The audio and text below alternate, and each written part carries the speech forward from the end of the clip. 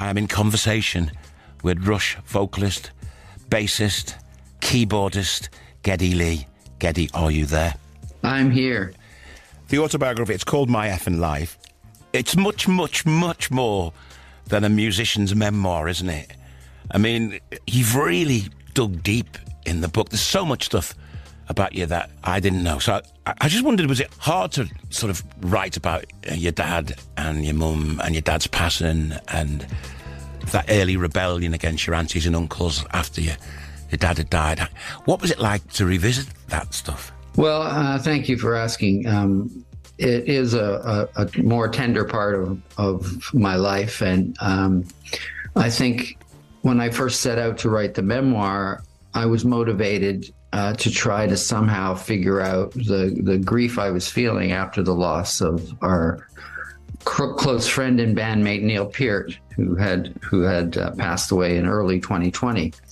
And so, to talk about loss and to think about loss sort of connects every loss you've had in your life. So in a way, I sort of welcomed the idea of examining that time when I was a mere 12-year-old boy, losing his dad, and somehow hoping that it would be cathartic and maybe I would discover some what I call unattended sorrow that I hadn't properly dealt with to help me move forward after this more recent passing. So yeah, it was a difficult journey back in time, but it was, I think, very helpful for me as a person moving forward. I mean, you talk about your dad with such tenderness and admiration, but you can't help but notice there's a hint of regret there. Well, it was a difficult time, the grief that my mother was experiencing. As I say in the book, it took all the oxygen out of the household. Her grief was so profound, so boundless. You have to remember they had survived the Holocaust together. They had met in the camps, fell in love during the war, fell in love during their incarceration. So the backdrop of their romance was tied to a really horrible time in history. And they survived it. And they came to the new country and they made a new life for themselves and had 3 kids. And then she lost him. So her grief was understandable, but it was overwhelming. And we children were sort of, I hesitate to use the term, but a bit of collateral damage emotionally. We were not considered the main sufferers there. So we had to kind of find our own way. So in another sense, I did rebel after my duties that I performed as the oldest male child, and I rebelled in that way that drove me into music in a very fierce and passionate way. And I think in an odd way, that's the reason I ended up being the person I am and the kind of leading the kind of life as a musician as I have. So it was a kind of a two-sided coin, I mean, you write so sensitively and beautifully. I must admit, I shed a bit of a tear when you were talking about your dad. He's fleeing the Holocaust, got to the New World, and it's just the way you put with the love of his life on his arm, and it was such a tender moment in the book. I just thought, wow. And then to die so young, he was only 45, wasn't he? Yeah, he was only 45, and so it's. You rack your brain when you lose a parent at that age. What would my life have been had he stayed alive? And would I still be a musician? Would I have, or would he have been an authoritarian figure that put a stop to all that nonsense? But years later, after he had passed, I discovered that he was a musician in the old country. And that was a revelation for me. You also do go in depth in the book about your parents' experiences during the Holocaust, and it's honestly heartbreaking. How did you find the headspace to visit that and not get clinically depressed? Well, I would say that I felt it was my duty in a way. Through the years, my mother was always the member of the family that spoke more openly about her Holocaust experiences and what they went through. My dad was very closed-mouthed about it. And so she thought it was nothing to share these horrifying stories with us as children. And they had a real effect on me. And I think in a way helped form my value system. But at the same time, many of these stories were kind of unfinished, and there was no connective tissue as to exactly what followed what and how she finally did manage to survive. And so many people from her family did survive, which was quite an anomaly for a small Polish shtetl back in the late 30s. And so I felt duty bound to do as much research as I could. And I kind of put myself in a different headspace as as a historian. And I did a lot of research. I read various books, and fortunately there was a wealth of information that I stumbled over. I had help from the Polish Museum in Warsaw, and they sent me some unbelievable documents, outlining, my great grandfather and my grandfather's arrest, his deportation to Treblinka, for example, my mother's report card, all kinds of crazy things I was finding. And then I went to the Shoah Foundation websites and started looking through their testimonials, their video testimonials, and I found members of my own family. So I was fortunate that I was able to cross-reference all these tales that my mom had told me and put them together to create finally an accurate picture of what her and my dad went through, and leave that behind me as a document for my kids and my grandkids so that they know and they never forget how lucky we all were to be here. And the men who hold high places, Rush, we're closer to the heart. Second part of my chat with Geddy Lee of Rush will be coming up very shortly. Second part of my chat with Geddy Lee is on the way. Losing Neil in 2020, I mean, that must have been a difficult part of the book to write. Oh, it was very difficult. And I had to be discreet but honest about my perspective. My perspective is only mine. It's not the perspective of his family, his loved ones, his daughter, etc. That's theirs. So I had to tread carefully, but I think it was helpful for me. And I think people are interested to know, what happened between our final gig in 2015 and, Neil's passing. So I did my best to be honest and respectful of what Neil would have okayed, me to talk about, and to paint the portrait of what a brave person he was through all the difficulties of those last few years, and how he always would say, mustn't grumble. And he still was very much a thinker right up to the end. So I tell these stories, I share some of the conversations, some of the emails we sent back and forth to each other during a very troubling time. And I hope fans understand that it's in a way, it's my homage to him and the, the 40 plus years we spent working, laughing, and loving together, I guess you could say. I mean, was there a falling out, Geddy, or were Rush just on a hiatus and we're going to get back together again?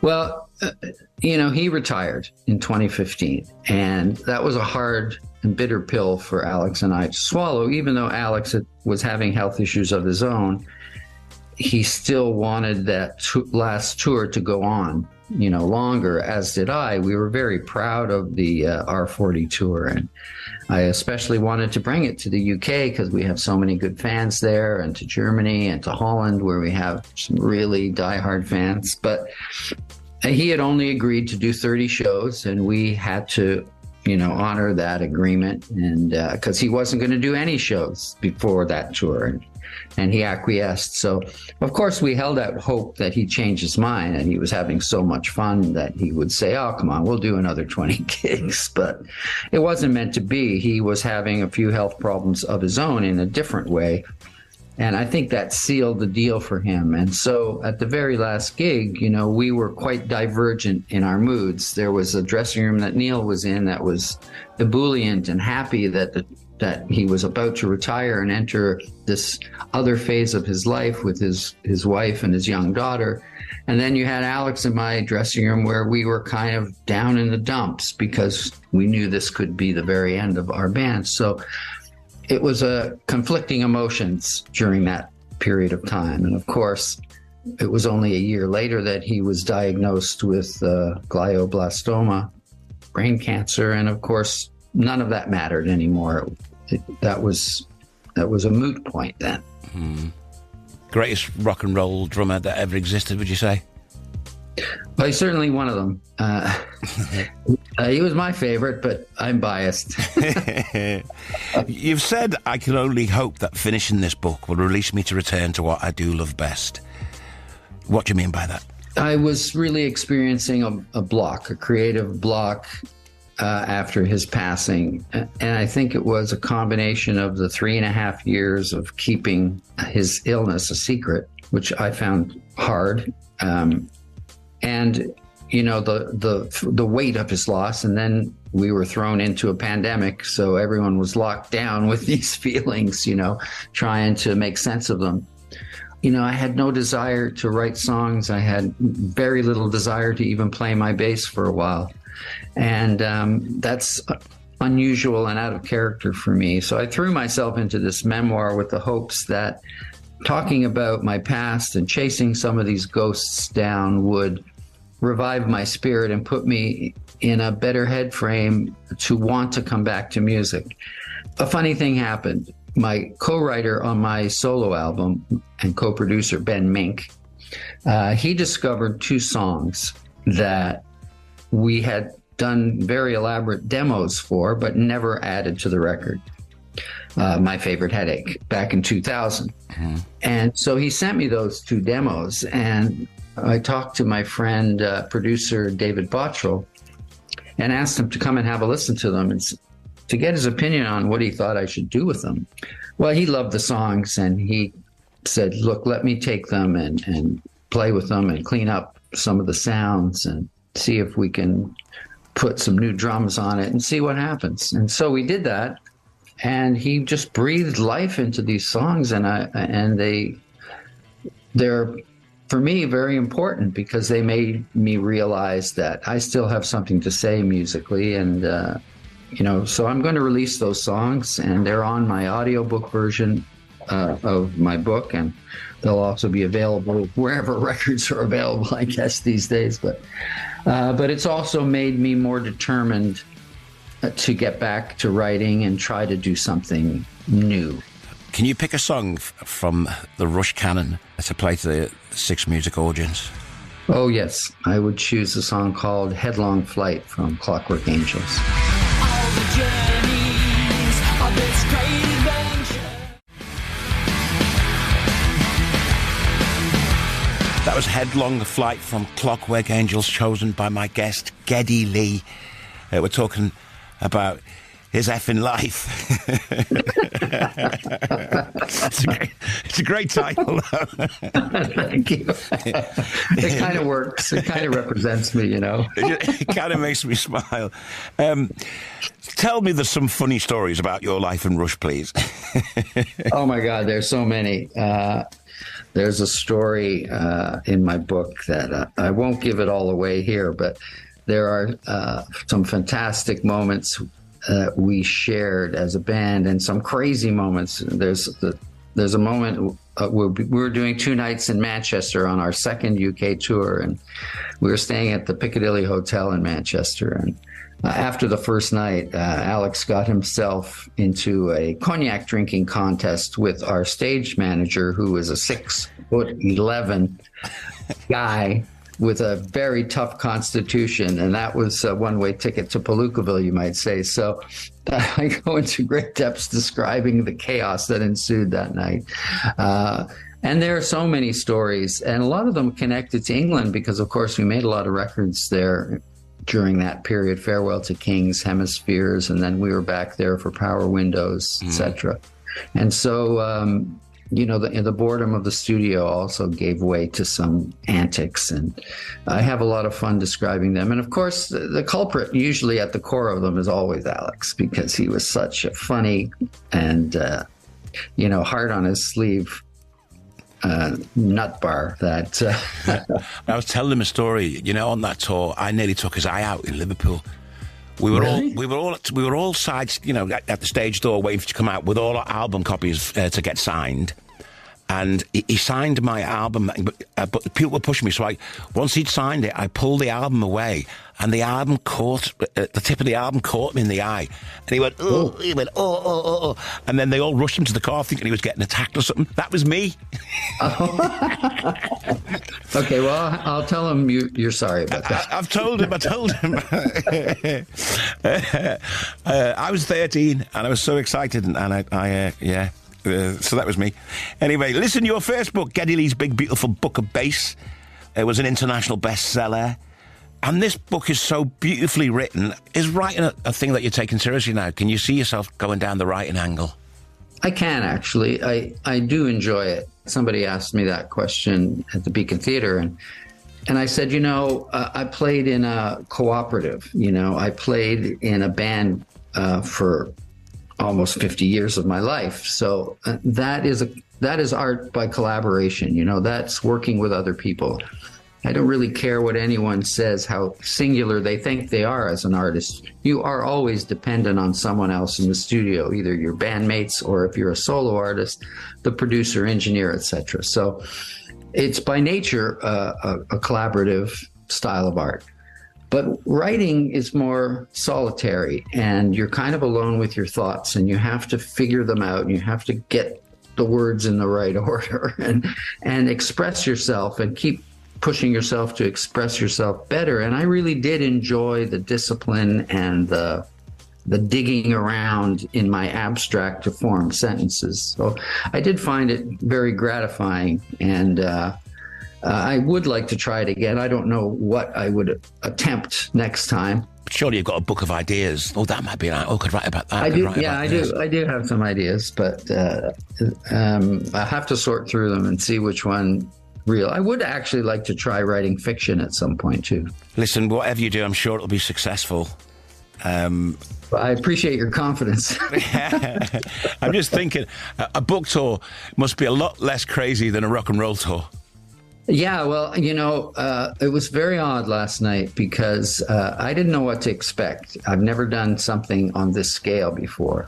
Of course, for the Big Beautiful Book of Bass, I did a few events where they were chat events. I did a couple in England and around Canada and America, but this is a bit more, it's a larger scale. So walking out on that stage on my own for the first time without my bandmates felt really odd.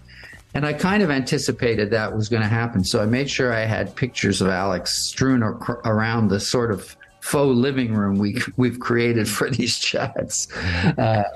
But yeah, it's a different experience. And, I had an old friend who passed away this year. His name is Mendelssohn Joe. And he was a songwriter and an artist, kind of a folk artist, I guess you would call him. And he was a very, very opinionated Canadian gentleman. But he used to have this phrase. He'd say, make new mistakes. And I just love that because, everything you try in life has risks. And if you keep doing the same old thing, the same safe old thing, you're not really growing. You're not really learning. But going out there to risk something new is really something, they're words to live by. So when I walked out on stage, I think of that. Here I am trying something new, seeing how it fits, seeing how it works, and whether we can all walk away from these events with a smile on our face. And it's worth taking a risk once in a while. Geddy Lee, great talking to you. Thank you, mate. Take care. Cheers, Geddy. A modest man from Mandrake.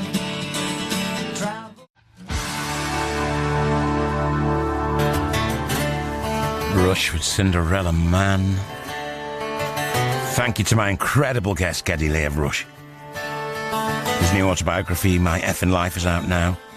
You can catch him In Conversation book tour on Sunday the 10th of December in Wolverhampton, Wednesday the 13th of December in Sheffield, and Thursday the 14th of December in Glasgow.